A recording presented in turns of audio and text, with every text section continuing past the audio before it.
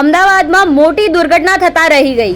અમદાવાદમાં પ્રતિબંધની છાતી પર દોડતા ભારે વાહનો પર પ્રતિબંધ છતાં લક્ઝરી બસનો પ્રવેશ।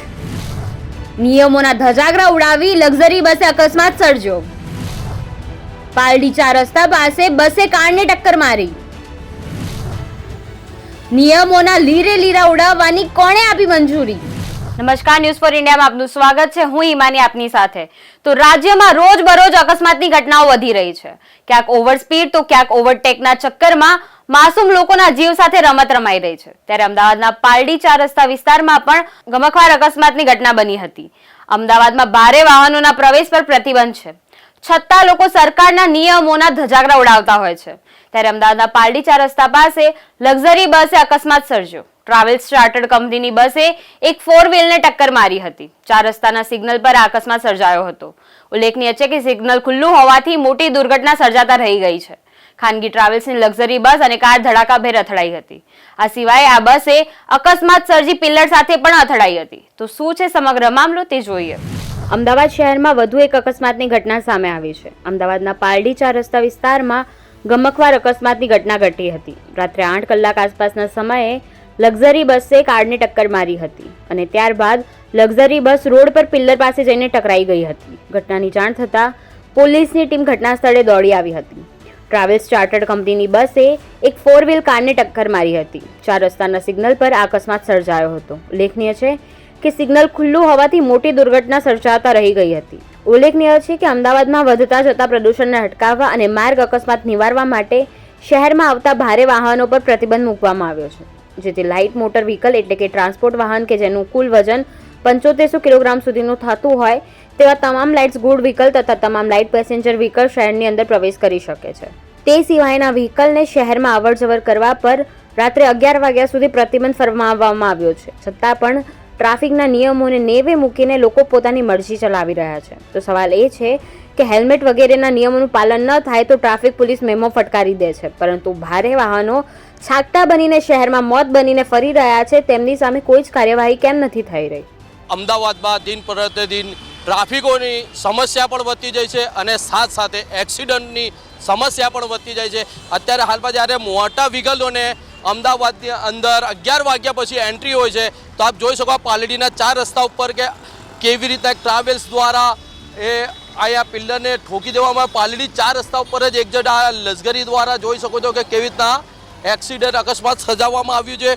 અને સદનસીબે 4 રસ્તાઓ એ સમય દરમિયાન ચાલુ હતા અને એ સમય દરમિયાન લશ્કરી આ બાજુ આવીને અથડાઈ। જો 4 રસ્તા ઉપર સિગ્નલ બંધ હોત અને અહીંયા લોકો ઊભા હોત ટ્રાફિકની અંદર તો આ ઘણા લોકોને અડફેટમાં પણ લઈ શકતી હતી આ લશ્કરી। સવાલ તો આ ટ્રાફિક પોલીસથી છે કે આ નો એન્ટ્રી હોવા છતાં આ ગાડી અંદર પાલડી ટ્રાફિક વિસ્તારની અંદર પાલડી 4 રસ્તા ઉપર આ લશ્કરી આવી કેવી રીતના? શું આમાં કોઈ મિલીભગત છે ટ્રાફિક વિભાગોની?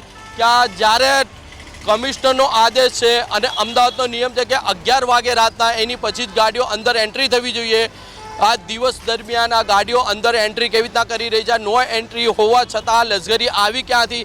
અને આ લશ્કરી જો આ પિલ્લર ઉપર આવીને ભટકાઈ અને અહીંયા સ્ટોપ થઈ ગઈ, જો આ 4 રસ્તા પર આવી રીતના જે ટ્રાફિક, હું કેમેરામેનને અનુરોધ કરીશ કે આ બતાવે જે સિગ્નલ બંધ છે, તો હાલ અત્યારમાં અહીંયા બધા સિગ્નલ બંધ હોવાથી અહીંયા સ્ટોપ કરીને ઊભા રહ્યા છે વાહનોવાળા। આ જો સિગ્નલ બંધ હોત ને આવી રીતના વાહન ચાલકો બધા ઊભા રહ્યા હોત તો આ લશ્કરી દ્વારા કેટલું મોટું અકસ્માત સર્જાત અને કેટલા લોકોની પણ જાનહાનિ પણ થઈ શકત આમાં। તો અત્યારે હાલમાં અહીંયા ઘણા લોકો અત્યારે હાલમાં હાજર છે। આ નો એન્ટ્રીમાં ગાડી આવી એના વિશે તમે શું કહેશો કે આને અંદર એન્ટ્રી છે સિટીમાં અત્યારે? આમ જોવા જઈએ તો સાહેબ ભારે વ્હીકલ માટે તો નો એન્ટ્રી જ છે અત્યારે હાલમાં રિંગ રોડ પરથી, પણ હવે આ કઈ રીતના રહી છે તો આપણાને ખ્યાલ ના હોય એટલો, બાકી આમ તો ના જ આવી જોઈએ। આ બધા લોકલ બાઇકવાળા રિક્ષાવાળા માટે કાયદા કાનૂન છે, મોટી ગાડીઓ માટે કોઈ કાયદા કાનૂન નથી। ગમે ત્યારે આવે છે ને ગમે ત્યારે જાય, એટલે નો એન્ટ્રી હોય છતાંય આવે છે આ ગાડીઓ? જાય છે બાઇકવાળો, 4 વ્હીલવાળો, રિક્ષાવાળો એને ડિટેન મારી દેશે, ફાઇન આપી દેશે, આમને કોઈ કાયદો લાગુ પડતો નથી। હમણાં એક તાજેતરમાં પટેલ શિવરણની એક છોકરી એક્સપાયર થઈ ગઈ બાઇકે ટક્કર મારવાથી। આ બીજો એવો બનાવ છે, આવા બનાવો બહુ બધા બને છે અત્યારે હાલમાં। અત્યારે અમે એસવીપીથી આવ્યા છીએ જ્યારે કે 10 તારીખે બપોરના સમયે એક 4 વ્હીલ ચાલક મહિલા ડ્રાઈવર હતી, તેને એક મહિલા અને એક નાની બાળકીને અડફેટમાં લીધા હતા. અત્યારે હાલમાં મહિલા ફૂલ એટલે સિરિયસ હાલતમાં છે અને એની ઉપર પણ કોઈ કાર્યવાહી નથી થતી ને એફઆઈઆરમાં એનું નામ પણ નથી નાખવામાં આવ્યું. 48 કલાક ઉપર થઈ ગઈ તો આ શું એવી રીતના જ આ મોટા માણસોનું જ ભલામણું ચાલે ને નાના માણસોનું આમાં મરો છે એના છે પણ દેખીતી જ વસ્તુ છે ને સાહેબ. હમણાં કા બાઇક તરત ડિટેન થઈ જશે 10 મિનિટ. ભાઈ આમાં મિડલ ક્લાસનો જ મરો છે. આમાં કેવી રીતના મિડલ ક્લાસનો મરો છે? આવી ઘટના અવારનવાર સિટીની અંદર અમદાવાદ સિટીમાં બનતી જ રહે છે. તમે કોઈ પણ એરિયો લઈ લો, મોટા વ્હીકલના કારણે અવારનવાર આવી ઘટના બનતી જ રહે છે. આ લોકોને પરવાનગી આપવી જ ના જોઈએ, અંદર એન્ટ્રી જ ના આપવી જોઈએ.